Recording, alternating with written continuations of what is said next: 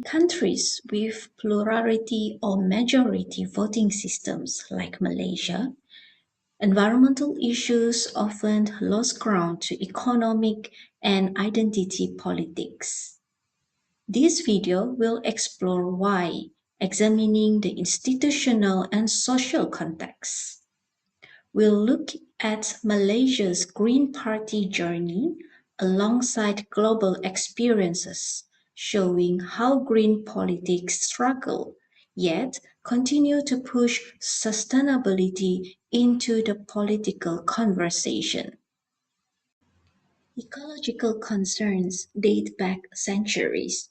The Industrial Revolution unleashed deforestation and pollution, and tragedies like London's Great Smoke forced societies to confront industrial impacts. This growing awareness mobilized early advocates and laid the foundation for today's environmental movements.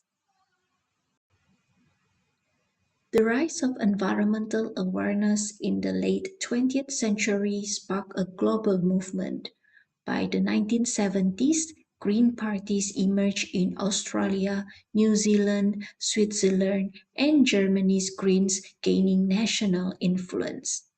In 2001, the Global Greens and its Asia-Pacific Greens Federation united parties worldwide under shared values of sustainability, justice, and democracy. Today, Green parties operate in nearly 90 countries, most within democratic systems, with representation at national, regional, and local levels. Malaysia has yet to join the Global Greens or the Asia Pacific Greens Federation.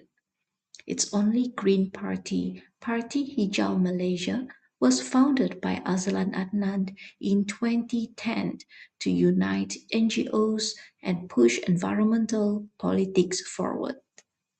With a platform centered on sustainability, anti-corruption, and fairness, the party has never contested elections.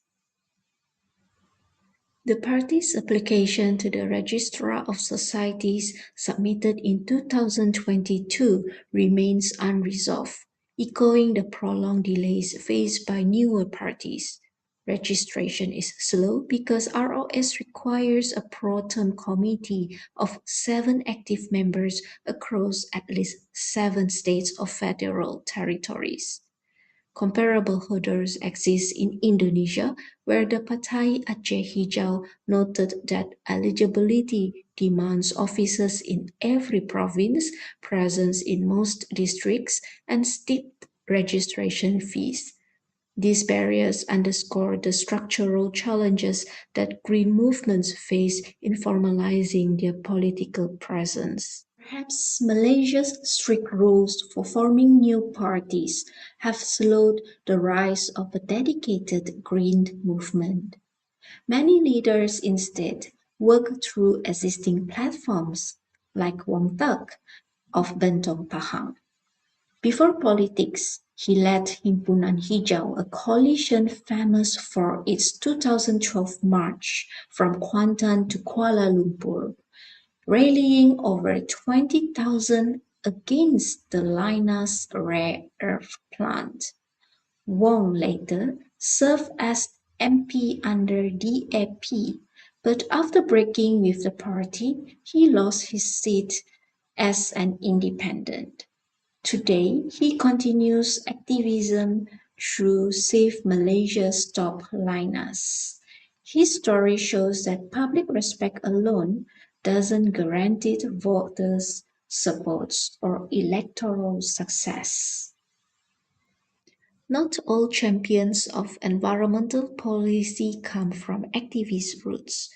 Former MP Datuk Yobi Yin, as ministers from 2018 to 2020, drove Malaysia's push for greener growth with initiatives like the roadmap to phase out single-use plastics, renewable energy programs, and the Green Technology Master Plan.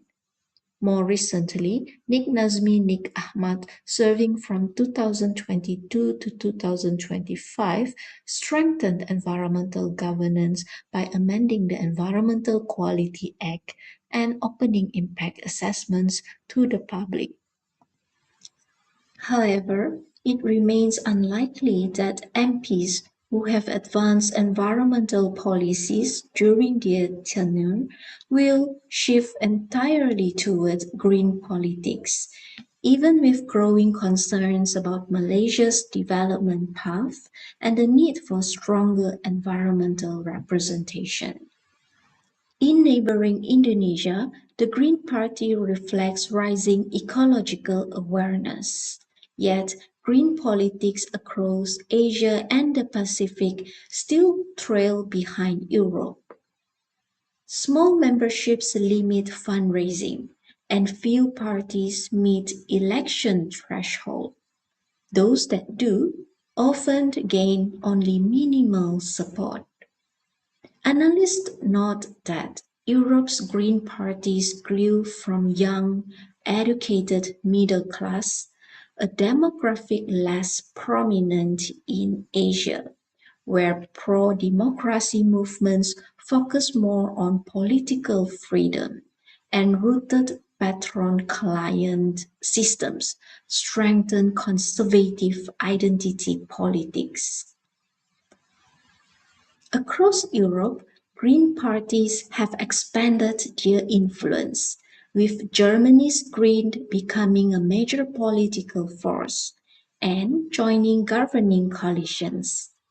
Their strongest gains come under proportional voting systems, which gives smaller parties more opportunity. Even without majority power, Green parties drive national debates, pushing climate policies, conservation measures, and sustainable development, proving that ecological concerns are now central to political decision making. The road to building Malaysia's Green Party into a national force will be long and demanding. From the start, environmentalists must choose whether to align with fundamentalists or realists. This Fundy-Railroad divide, familiar in European Green parties, reflects enduring debates. Radical versus gradual change, ideals versus governance, and the role of growth, technology, and institutions in sustainability. Yet, this tension can be constructive. Purists sharpen the vision, while pragmatists help turn it into real progress. In conclusion, the rise of green parties shows how environmental awareness is reshaping politics, though the journey has never been easy. Globally, they have gained representation, often through coalitions that expand influence but temper ideals. In Malaysia, progress remains steep, requiring clear direction, trust across communities, and reforms like proportional voting. Yet, worldwide, green parties are driving sustainability, climate action, and ecological justice into the heart of debate.